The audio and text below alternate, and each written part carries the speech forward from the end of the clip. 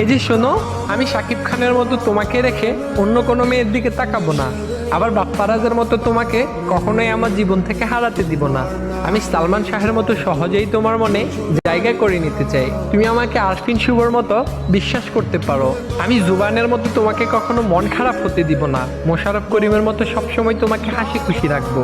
তোমার মিশা সওদাগরের মতো অনেক বেশি রাগ হলে তুমি কাজী মারুফের মতো আমায় গালি দিও। আবার রুবেলের ক্যারাটির মতো চাইলে আমাকে মাইরও দিও। রিয়াজের মতো তুমি সবকিছু এলোমেলো করে দিও।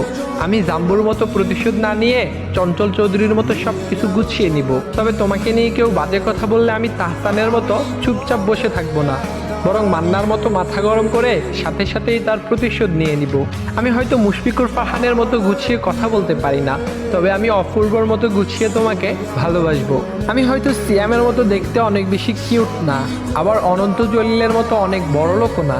আমি হয়তো দেখতে ডিপজলের মতো এই কালো, আবার জসিম খানের মতো এই গরিব, তবে আমি আফরান নিশোর মতো আমার সর্বোচ্চ দিয়ে তোমাকে ভালোবাসবো। আমি নায়করাজ রাজ্জাকের মতো জীবনের শেষ দিন পর্যন্ত শুধু এবং শুধুই তোমাকেই ভালোবেসে যাব।